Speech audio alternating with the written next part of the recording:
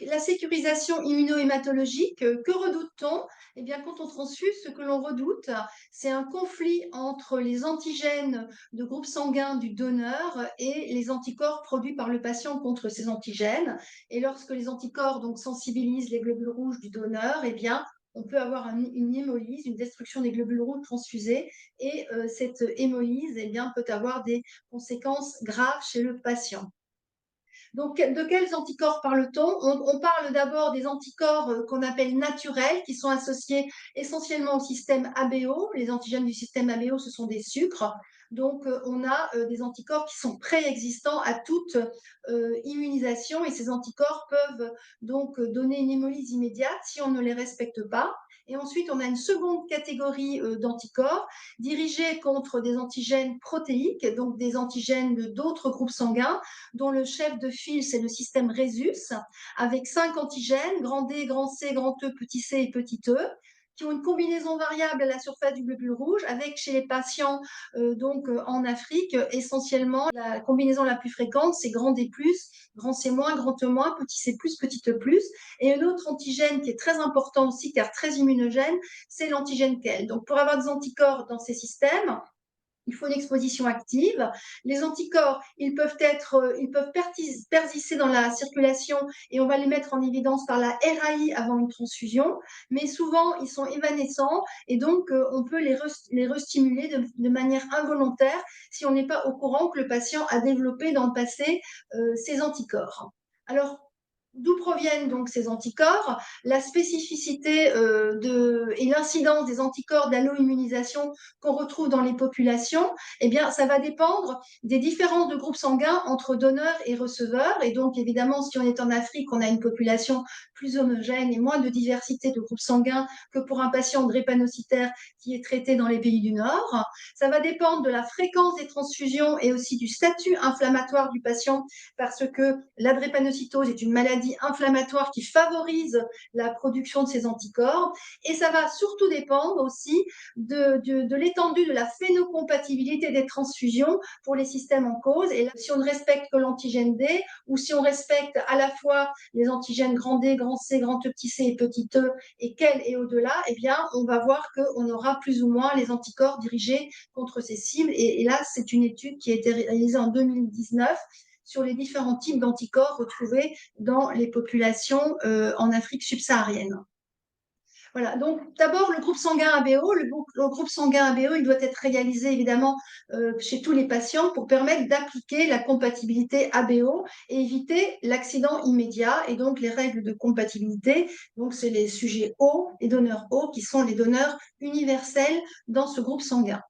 Maintenant, l'autre analyse importante, quand on peut la réaliser, c'est cette fameuse recherche d'agglutinine irrégulière, qui va permettre de mettre en évidence les anticorps d'alloimmunisation, donc comme je l'ai dit, issus de transfusions précédentes, et qui va aussi permettre de les identifier, ces anticorps, identifier leur cible, pour choisir des concentrés de globules rouges qui n'expriment pas la cible.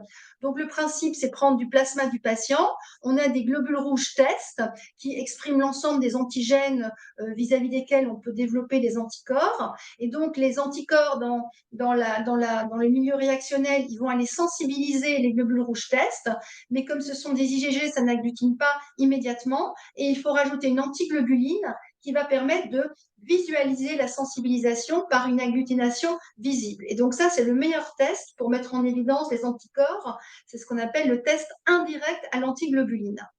Alors, les avantages de la RAI, c'est de connaître, comme je l'ai dit, les cibles des anticorps d'alloimmunisation produits par le patient pour sélectionner des produits qui n'expriment pas la cible, et pour pouvoir en tenir compte dans une transfusion ultérieure au cas où il disparaîtrait de la circulation. Mais la prévention de l'accident immédiat, quand l'anticorps est là grâce à la RAI, et de l'accident retardé, si on connaît l'anticorps dans l'historique, ne peut se faire que si on a accès à des concentrés de globules rouges phénotypés, donc, dont on a déterminé aussi les groupes sanguins, Rhesus, KEL et parfois d'autres cibles, et d'avoir aussi un dossier transfusionnel à jour, un historique des transfusions du patient. Alors, est-ce qu'il existe finalement des limites de sensibilité à cette RAI? Alors oui, En contexte africain, si le panel de globules rouges test que l'on utilise est issu de donneurs des pays du Nord, eh bien, certains antigènes africains peuvent induire des immunisations et ces fameux antigènes africains, ils ne sont pas exprimés sur les globules rouges test. Et ça, c'est une étude qui a été réalisée au Ghana et qui montre que quand on utilise un panel de globules rouges test issus de donneurs du Nord, eh bien, on manque un certain nombre d'anticorps dirigés spécifiquement contre des antigènes qu'on ne trouve que sur les globules rouges des personnes d'ancestralité africaine. Alors, quand on ne peut pas faire de RAI, que peut-on faire? Alors, il y a évidemment l'épreuve de compatibilité au laboratoire, mais selon la manière dont on va la réaliser, eh bien, elle va permettre de sécuriser ou pas finalement la transfusion. L'épreuve de compatibilité, c'est prendre du plasma du patient et le mettre en présence des globules rouges qu'on a décidé de transfuser, donc un échantillon de la poche. Si on met simplement en présent dans le milieu réactionnel le plasma avec les globules rouges de la poche, peut-être que les anticorps ils vont aller sensibiliser, mais en fait, on ne verra pas l'agglutination, sauf s'il s'agit des anticorps du système ABO qui peuvent agglutiner immédiatement. Donc, réaliser comme ça, c'est essentiellement en fait vérifier la compatibilité ABO. Ce qu'il faut faire pour faire une bonne épreuve de compatibilité qui peut, dans une certaine mesure, remplacer la RAI, c'est à nouveau rajouter dans le milieu des réactionnels cette fameuse antiglobuline qui va créer des ponts et qui va permettre de visualiser la sensibilisation par l'agglutination. Et c'est de plus réaliser cette réaction à 37 degrés. Et là, c'est beaucoup plus sensible. Et donc, cette épreuve de compatibilité réalisée comme ça, elle peut vraiment aider donc, à la sécurisation immunohématologique quand on ne peut pas réaliser la RAI.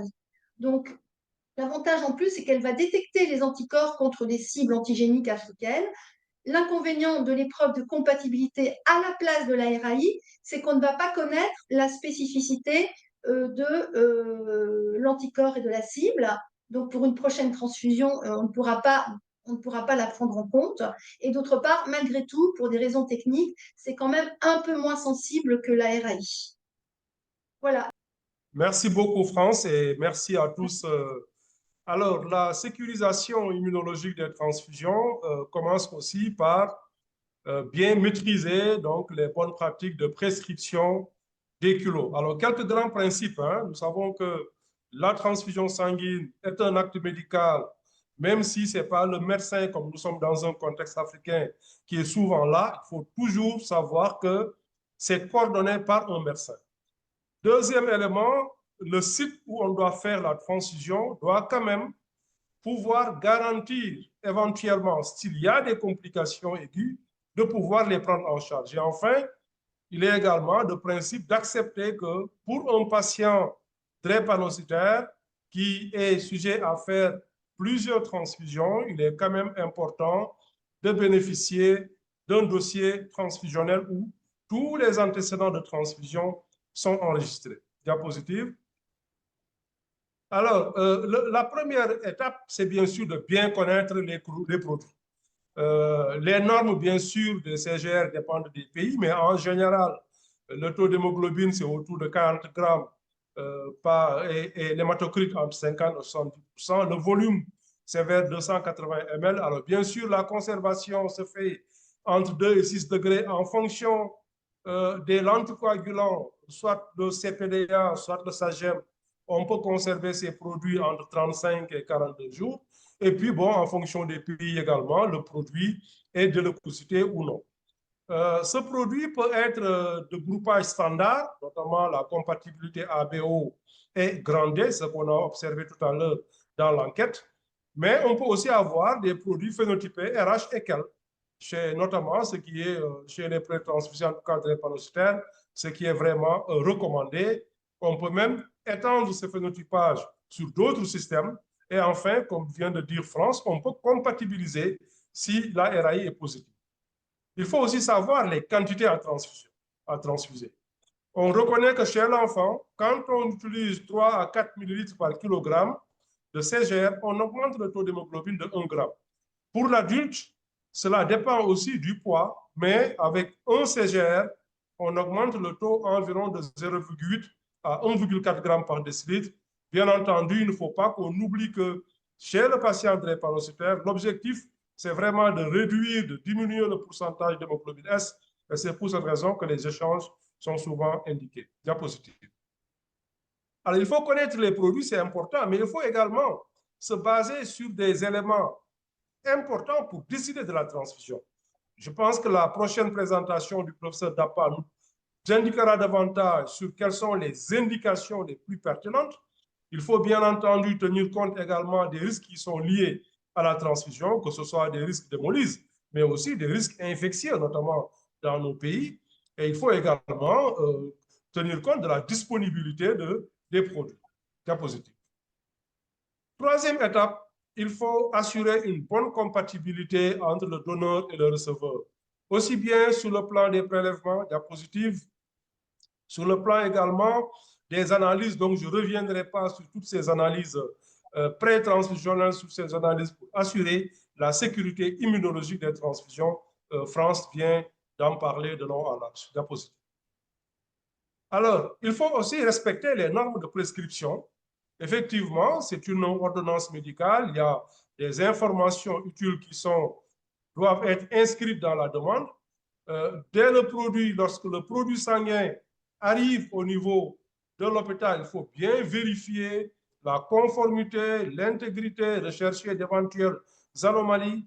Et tout ceci doit se faire avant l'utilisation qui doit être immédiate. On ne doit pas garder le produit sanguin dans la salle de soins, mais on doit l'utiliser immédiatement. Diapositive. Alors, bien sûr, il faut réaliser le contrôle ultime au lit du malade. Et puis, il faut bien maîtriser l'administration du sang. Et les personnels paramédicaux qui administrent le sang doivent être bien formés. D'abord, prendre les constantes, assurer une bonne asepsie. Ensuite, débuter la transfusion avec un début lent jusqu'aux 15 premières minutes, puis avant d'accélérer. Rester au chevet du patient au moins dans les 15 à 30 premières minutes, parce qu'on sait que les accidents aigus surviennent à ce niveau-là. Et puis, changer le filtre pour toutes les 12 heures, ou bien si vous transfusez plus de 4 unités. Diapositive. Surveiller au début, surveiller au cours, surveiller également à distance de la transfusion. Et après la transfusion, bien sûr, toutes les données concernant le type de produit que vous avez utilisé, le déroulement de la transfusion, toutes ces données donc doivent être inscrites dans le dossier médical diapositive sur.